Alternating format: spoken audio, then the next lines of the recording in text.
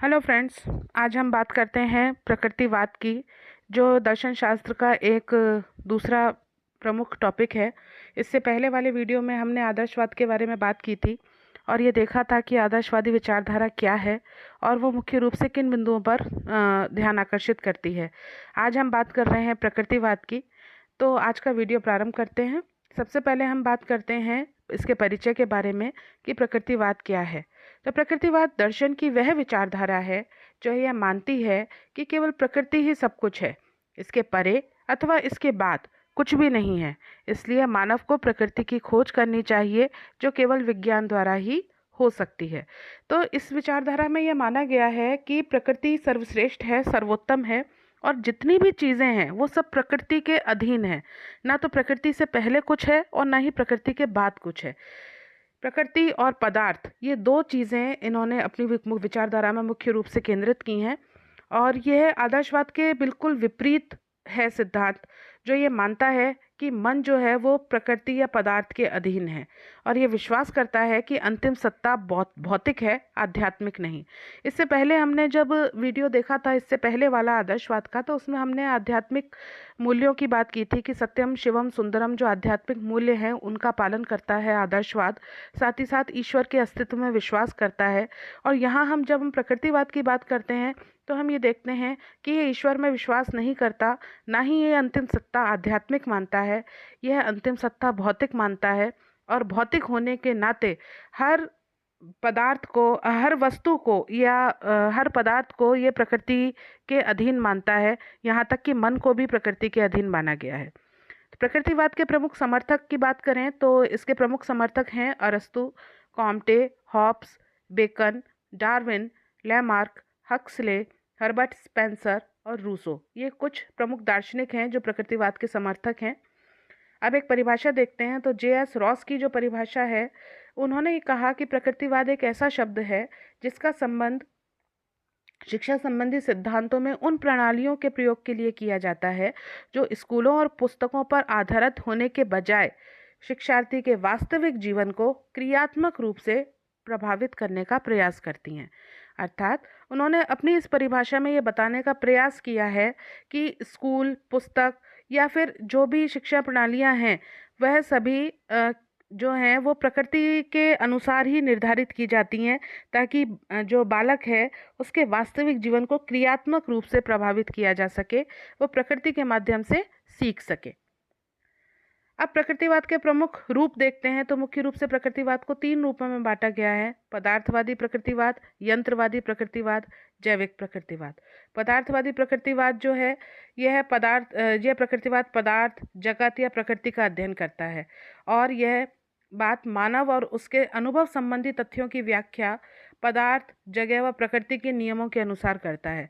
अर्थात पदार्थवादी प्रकृतिवाद ये मानता है कि जितनी भी वस्तुएं हैं वे सभी, यहाँ तक कि चेतन मनुष्य भी, वह सभी वो है प्रकृति के अधीन है और प्रकृति के अस्तित्व पर इसका पूरा विश्वास है। दूसरा है यंत्रवादी प्रकृतिवाद। जैसा नाम से पता चल रहा है, ये संपूर्ण विश्व को एक प्राणविहीन यंत्र के रूप में मानता है और इस यंत्र का निर्माण जो है पदार्थ और गति के मिलने के साथ हुआ है और इसी के अनुसार मानव जीवन भी चलता है और मानव एक यंत्र का एक भाग है, इस बड़े यंत्र का एक भाग है मानव, ऐसा यंत्रवादी प्रकृतिवाद मानता है। तीसरा है जैविक प्रकृतिवाद। यह डार्विन के विकासवादी सिद्धांत पर आधारित है। इसके अनुसार मानव का विकास पशुओं से हुआ तथा विकास प्रक्रिया का सर्वोत्तम और सर्वश्रेष्ठ रूप जैविक प्रकृतिवाद है। तो जैविक प्रकृतिवादियों का विश्वास है कि मानव की प्रकृति अथवा उसके स्वभाव पर वंश परंपरा का प्रभाव पड़ता है। जैसा मानव की प्रकृति होती है, यह उसका हेरिडिटिक या उसकी पीढ़ियों से चलता आया जो परंपराएं हैं वो सब उसकी प्रकृति का एक भाग हैं और उसका निर्माण करती हैं, ऐसा जैविक प्रकृतिवाद कहता है। आगे बात करते हैं प्रकृतिवाद के प्रमुख सिद्धांतों की। तो पहला सिद्धांत प्रकृतिवाद का है कि जीवन प्राणविहीन पदार्थ से विकसित होता है तथा भौतिक एवं रासायनिक प्रभाव का समूह है। इस सिद्धांत के अनुसार यह माना गया है कि जीवन जो है उसको किसी परम शक्ति या ईश्वर ने उत्पन्न नहीं किया है।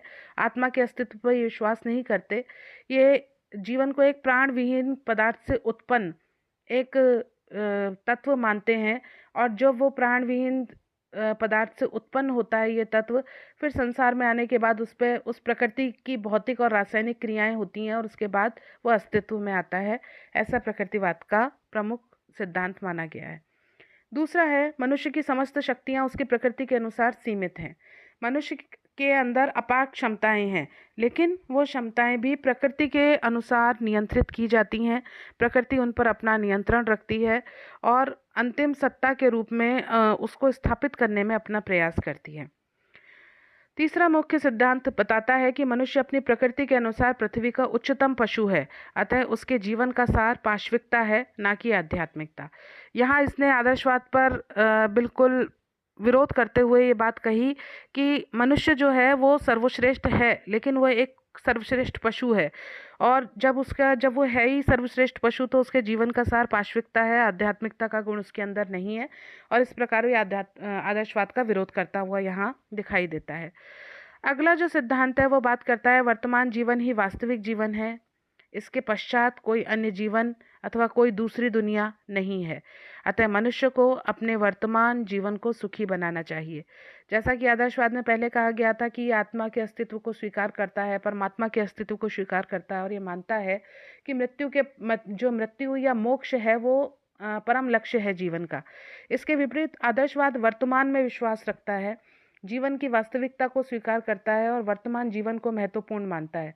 वो ये मानता है कि इसके परे कोई और दुनिया नहीं है, और जो जीवन है वो इसी पल उसको जीना है, इसलिए उसे अपने वर्तमान को सुखी बनाने का प्रयास करना चाहिए। अगला प्रमुख सिद्धांत है कि वास्तविकता केवल प्रकृति है, प्रत्येक वस्तु प्रकृति से उत्पन्न होती है और उसी में विलीन हो जाती है। जैसा हमने पहले भी देखा कि प्रकृतिवादी सिद्धांत जो है वो प्रकृति को सर्वश्रेष्ठ मानता है, तो इनका मानना है कि केवल जो पूरे विश्व में या पूरे संसार में जो कुछ भी वास्तविक है वो केवल प्रकृति है। जो भी वस्तु उत्पन्न होती है वो प्रकृति के माध्यम से उत्पन्न होती है, और जब नष्ट होनी होती है तो प्रकृति उसे अपने अंदर विलीन कर लेती है, चाहे वो मनुष्य हो चाहे कोई और जीव जंतु हो, और इस प्रकृति से परे या इससे आगे कुछ भी नहीं है। अगला सिद्धांत बात करता है कि अंतिम सत्ता भौतिक है, आध्यात्मिक नहीं।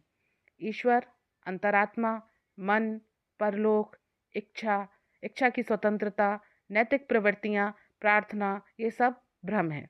तो वर्तमान में जीते हुए इन सारी चीज़ों को नकारने की बात करता है प्रकृतिवाद, क्योंकि वर्तमान पर मुख्य रूप से ध्यान आकर्षित करता है, इसीलिए यह ईश्वर के अस्तित्व को नहीं मानता, आत्मा और परमात्मा के अस्तित्व को नहीं मानता। ये साथ ही साथ प्रार्थना, पूजा, उपासना, इन सब पर भी भरोसा नहीं करता। और अगला सिद्धांत जो है वो बताता है कि विचार प्राकृतिक वातावरण पर निर्भर करते हैं। इनका जन्म उन समय होता है जब किसी नस या नाड़ी पर किसी प्राकृतिक उत्तेजना का प्रभाव पड़ता है, अतः प्रकृति ही सर्वोत्तम है।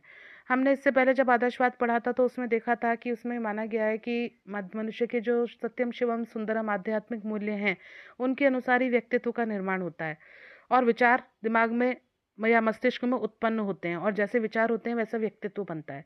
इसके विपरीत प्रकृतिवाद विचारों को भी प्रकृति के ऊपर निर्भर मानता है, वो विचारों को स्वतंत्र नहीं मानता कि जिस प्रकार की प्रकृति होगी, आसपास का वातावरण होगा, वैसे ही विचार व्यक्ति के मन में आएंगे, और जिस तरीके के जब ये विचार मन के अंदर आते हैं तो कोई ना कोई प्राकृतिक उत्तेजना शरीर में होती है जिसकी वजह से विचारों का जन्म होता है, और धीरे धीरे करके विचार किसी व्यक्ति का व्यक्तित्व बनाते हैं। इसलिए विचार उत्तम नहीं है, प्रकृति सर्वोत्तम है, जैसी प्रकृति होगी वैसे विचार होंगे, ऐसा प्रकृतिवाद का एक सिद्धांत है। आगे बात करते हैं प्रकृतिवाद और शिक्षा की।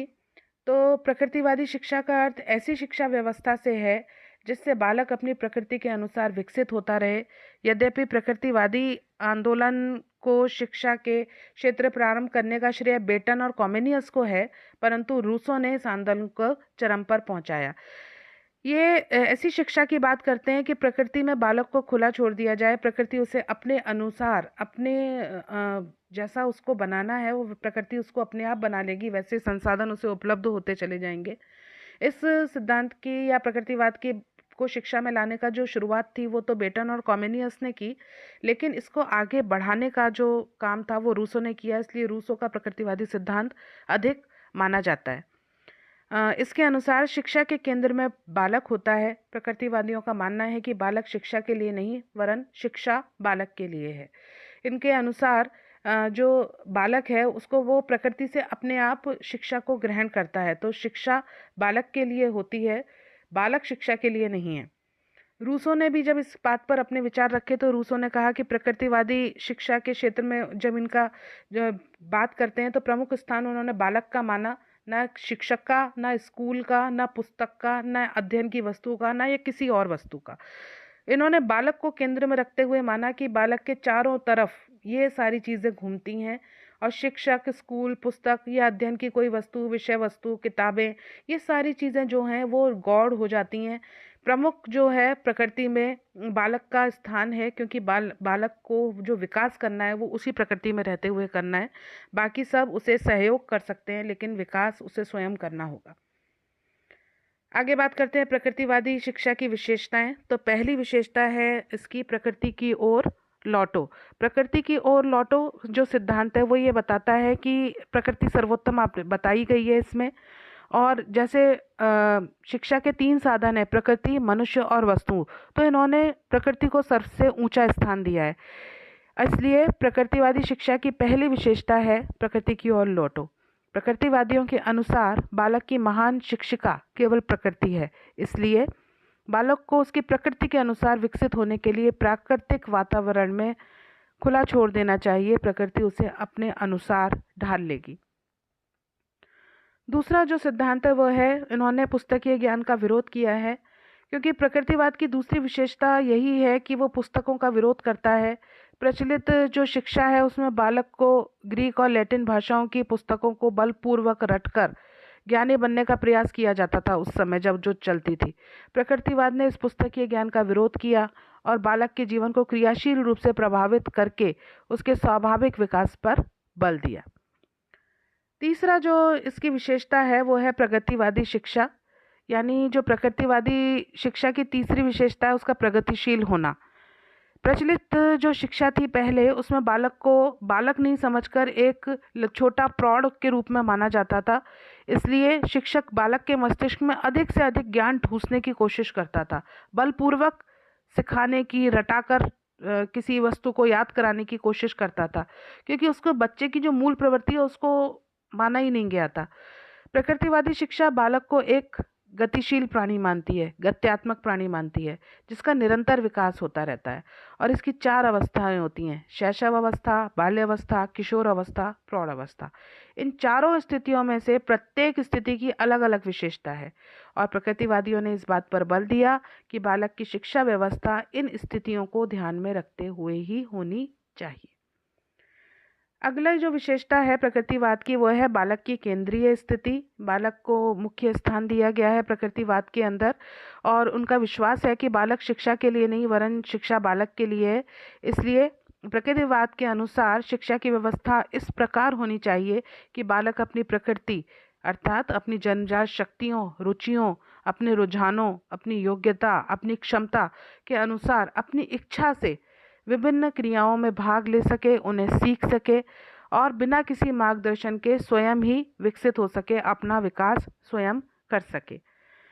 अगली विशेषता जो है प्रकृतिवाद की वो है बालक की स्वतंत्रता। जहाँ इन्होंने एक और बालक को केंद्रीय स्थिति में रखा, दूसरी ओर उन्होंने बालक की स्वतंत्रता की भी बात की कि बालक को स्वतंत्र शिक्षा के लिए स्वतंत्र होना चाहिए, क्योंकि प्रकृतिवादियों का विश्वास है कि जब तक बालक के सम्मुख स्वतंत्र वातावरण नहीं होगा तब तक उसका स्वाभाविक विकास संभव नहीं है। स्कूल, शिक्षक, पुस्तकें, समय सारणी, ये सब जो है वो बालक के कार्यों में हस्तक्षेप करते हैं और जब ये हस्तक्षेप होता है तो बालक अपना सर्वोत्तम विकास नहीं कर पाता, उसका स्वाभाविक विकास कहीं ना कहीं रुक जाता है। इसलिए बालक को सीखने की स्वतंत्रता होनी चाहिए, वो प्रकृति के अनुसार स्वयं सीखे और उसके सीखने में किसी भी प्रकार की कोई बाधा ना डाली जाए, ऐसा प्रकृतिवाद मानता है। और हमारा जो अगली विशेषता है वो है इंद्रियों के प्रशिक्षण पर बल। प्रकृतिवादी शिक्षा जो है वो इंद्रियों के प्रशिक्षण पर बल की बात करती है, क्योंकि बालक के मस्तिष्क में ज्ञान को बलपूर्वक बाहर से ठूंस दिया जाएगा ऐसा संभव नहीं है, इसका ये विरोध करते हैं। क्योंकि प्रकृतिवाद के अनुसार ज्ञान को प्रभावशाली बनाने के लिए इंद्रियों को प्रशिक्षित करना आवश्यक है। इसका कारण यह है कि इंद्रियाँ ही जो होती हैं वो ज्ञान के द्वार हैं। इंद्रियों से ही हम ज्ञान की प्राप्ति करते हैं, ज्ञान हमारे अंदर प्रवेश करता है। इसलिए जो इंद्रियां हैं उनका प्रशिक्षण किया जाना चाहिए ताकि विभिन्न प्रकार के ज्ञान को हम प्राप्त कर सकें। और इसीलिए रूसो ने लिखा है कि शिक्षा को इंद्रियों का उचित प्रयोग करके ज्ञान के द्वारा खोला जाना चाहिए। शिक्षा का मुख्य कार्य है कि वो बालक की इंद्रियों का विकास करे और इतना विकास कर दे कि उसके लिए ज्ञान के नए द्वार खुलें और वो नए ज्ञान की प्राप्ति कर सके। आगे बात करते हैं प्रकृतिवाद और पाठ्यक्रम की। तो प्रकृतिवाद के अंतर्गत बालक को पाठ्यक्रम का आधार माना गया है। हमने देखा कि इसमें केंद्र पर बालक को रखा गया है, तो जो पाठ्यक्रम बनाया गया है या करिकुलम जो डिज़ाइन किया गया उस समय प्रकृतिवाद के अनुसार ये माना गया कि बालक उसका मुख्य बिंदु है। इसलिए उनका कहना है कि पाठ्यक्रम का निर्माण जो हो वो बालक की रुचि, योग्यता और उसकी स्वाभाविक क्रियाओं के अनुसार ही होना चाहिए। उसमें शिक्षक को भी गौड़ माना गया है। अगर बालक की किसी विषय में रुचि है, उसकी योग्यता है और उस स्वाभाविक रूप से वो उनको करने में सक्षम है, तो उसे उसी पाठ्यक्रम को पढ़ना चाहिए, ऐसा प्रकृतिवाद मानता है। प्रकृतिवाद के अनुसार पाठ्यक्रम ऐसा बनाया जाए कि बालक के विकास के विभिन्न अवस्थाओं की आवश्यकताएं पूरी हो सकें। आवश्यकताएं जैसे हमने कहा 4 अवस्थाएं बांटी हैं इन्होंने, शैशव अवस्था, बाल्य अवस्था, युवावस्था, प्रौढ़ अवस्था। तो शिक्षा का पाठ्यक्रम ऐसा हो कि बालक अपनी विभिन्न अवस्थाओं के अनुसार, अपनी आवश्यकता के अनुसार ज्ञान को सीख सके और अपनी ज़रूरत के हिसाब उसी प्रकृति में रहते हुए अपने ज्ञान की प्राप्ति कर सके। इसलिए पाठ्यक्रम में खेल कूद, स्वास्थ्य शिक्षा, स्वास्थ्य रक्षा, शरीर विज्ञान, पदार्थ विज्ञान, कला, भाषा और इतिहास आदि विषयों को सम्मिलित किया जाना चाहिए। ऐसा प्रस्ताव प्रकृतिवाद अपने पाठ्यक्रम में करने का कहता है। अगली बात करते हैं प्रकृतिवाद की प्रमुख शिक्षण विधियाँ। तो ये रटने और निष्क्रिय अभ्यास यानी कि रोट मेमोराइजेशन और पैसिव लर्निंग का तो विरोध करती ही है और सपोर्ट करती है। ये लर्निंग बाय डूइंग यानी करके सीखने के सिद्धांत पर बल देती है। अनुभव द्वारा सीखने पर जो है उसका समर्थन ये करती है। ये जब बालक प्रकृति में रहेगा तो कुछ ना कुछ क्रिया करेगा तो उस क्रिया के फलस्वरूप कुछ ना कुछ सीखेगा और जो अनुभव होगा उससे उसे ज्ञान की प्राप्ति होगी। ऐसा प्रमुख शिक्षण विधियाँ जो विकसित की गई वो मानती हैं। इसमें माना गया है कि बालक को प्रकृति में रखते हुए उसे स्वयं अनुभव यानी सेल्फ एक्सपीरियंस के द्वारा सीखने के अवसर प्रदान किए जाने चाहिए। किसी भी प्रकार का बाहरी ज्ञान उस पर थोपा नहीं जाना चाहिए, उसे स्वयं अनुभव करने दिया जाए और उस अनुभव के आधार पर वो अपना ज्ञान का निर्माण स्वयं करे, ऐसा प्रकृतिवादी विचारधारा मानती है। रूसो ने अपने प्रकृतिवादी दर्शन में एक बालक की कल्पना की जिसे उन्होंने एमिल नाम दिया। वह भी अपने ज्ञान की खोज स्वयं करता था। एमिल जो रूसो की विचारधारा जो थी उसमें एमिल उन्होंने अपना एक काल्पनिक पात्र माना था जो प्रकृति में रहते हुए बालक अपना सर्वोत्तम विकास करने का प्रयास करता था। वो उन्होंने उसको एमिल नाम दिया। वो अपने ज्ञान का निर्माण, अपने ज्ञान की खोज स्वयं करता था और उसे रूसो ने जो प्रसिद्ध ग्रंथ था एमिल एंड एजुकेशन, इसका सर्वप्रथम वाक्य ही अंतर्दर्शन का परिचय देता है कि प्रकृति के निर्माता के हाथों में सभी वस्तुएं अच्छे रूप में मिलती हैं, परंतु मानव के संपर्क में आते ही वे सब दूषित हो जाती हैं। यानी प्रकृति में सब कुछ शुद्ध अवस्था में है, जब मानव उसका यूज़ करता है तो उसके बाद वह दूषित होने लगती हैं। इसलिए अगर प्योर नॉलेज चाहिए, असली ज्ञान की प्राप्ति करनी है तो प्रकृति से ही वो संभव होगी। रूसो की विचारधारा यह है। प्रकृतिवाद द्वारा दी गई प्रमुख शिक्षण विधियों की बात करें तो प्रमुख शिक्षण विधियां हैं निरीक्षण पद्धति, खेल पद्धति, heuristic method, Dalton method, Montessori method. ये कुछ विधियां हैं, शिक्षण विधियां हैं जो प्रकृतिवाद के द्वारा दी गई हैं। शिक्षक का क्या स्थान है प्रकृतिवाद में? तो प्रकृतिवादियों का मानना है कि प्रकृति ही बालक का वास्तविक शिक्षक है। वह बालक की जीवन में शिक्षक की भूमिका को द्वितीयक मानते हैं और उसके अधिगम में किसी भी प्रकार के हस्तक्षेप करने की आज्ञा नहीं देते। वह शिक्षक से केवल यह चाहते हैं कि वह बालक के स्वाभाविक विकास के लिए अनुकूल परिस्थितियों का निर्माण करे। यानी कि प्रकृति जो है वो अल्टीमेट टीचर है और वास्तविक जो शिक्षक है वही जो प्रकृति के द्वारा जो ज्ञान प्राप्त है वही ज्ञान असली ज्ञान है। और शिक्षक का विद्यालय में केवल इतना उत्तरदायित्व है कि वह बालक को वो सभी संसाधन या अनुकूल परिस्थितियां उत्पन्न कराए, उनके निर्माण करने में सहयोग करे कि बालक प्रकृति में रहते हुए उन संसाधनों का उपयोग करके अपने ज्ञान का निर्माण कर सके। ये शिक्षक का मुख्य जो है वो शिक्षक की भूमिका है प्रकृतिवाद में। बालक प्रमुख स्थान पर है, शिक्षक द्वितीयक स्थान पर है। अनुशासन की बात करें तो ये चूंकि प्रकृति के ऊपर ध्यान आकर्षित करता है, प्रकृति पर फोकस है, तो ये मानता है कि यदि बालक प्रकृति के नियमों को भंग करेगा तो प्रकृति से स्वयं दंड पाएगा, प्रकृति उसे स्वयं दंड देगी। डिसिप्लिन बाय नेचुरल कॉन्सिक्वेंसेस, ये प्रकृति अपने आप उसके विपरीत कार्यों पर, उसके नियमों की अवहेलना करने पर दंड देने का जो प्रावधान है वो केवल प्रकृति के पास है और किसी के पास नहीं। प्रकृति बाहरी हस्तक्षेप या शारीरिक दंड का विरोध करती है। वो किसी भी बच्चे को कॉर्पोरल पनिशमेंट देने का विरोध करती है। किसी भी बच्चे को शारीरिक दंड नहीं दिया जाना चाहिए और बालक को चिंतन, मनन और कार्य करने की पूर्ण स्वतंत्रता हो। सेल्फ डिसिप्लिन की यहाँ पर बात की जाती है। और जब बच्चा स्वयं चिंतन करेगा और उस चिंतन के आधार पर किसी कार्य को अंजाम देगा तो अनुशासन स्वयं स्थापित होगा, ऐसा प्रकृतिवादी विचारधारा में माना गया है। और विद्यालय की बात करें तो विद्यालय का संगठन कृत्रिम, कठोर तथा दृढ़ बंधनों के आधार पर न होकर स्वतंत्रता के आधार पर होना चाहिए ताकि बालक अपना स्वाभाविक विकास कर सकें। प्रकृतिवादी विद्यालय में स्व अनुशासन का समर्थन करते हैं। उनका कहना है कि विद्यालय के बालकों को अपनी सामाजिक जीवन पर स्वयं शासन करना चाहिए और उन पर किसी भी प्रकार का कोई दबाव नहीं होना चाहिए, यानी ये सेल्फ डिसिप्लिन की बात करते हैं। और जो स्कूल है उसका ये रोल है कि वो बच्चों के अंदर सेल्फ डिसिप्लिन की भावना को जागृत करे और उनको इतनी स्वतंत्रता दे दी जाए कि बच्चा सेल्फ डिसिप्लिन होते हुए भी एक नियमों में अपने आप काम करे और जो चीज़ वो प्राप्त करना चाहता है या जिस ज्ञान की वो ज्ञान की प्राप्ति करना चाहता है उसे वह प्राप्त कर सके। तो ये आज का हमारा जो मुख्य था वीडियो वो था प्रकृतिवाद के ऊपर। आशा करती हूँ आपको टॉपिक समझ में आया होगा और अगर आपको वीडियो अच्छा लगा हो तो वीडियो को लाइक कीजिए, शेयर कीजिए और चैनल को सब्सक्राइब कीजिए और अपने जो व्यूज़ हैं वो मुझे कमेंट्स में ज़रूर बताइए। Thank you so much.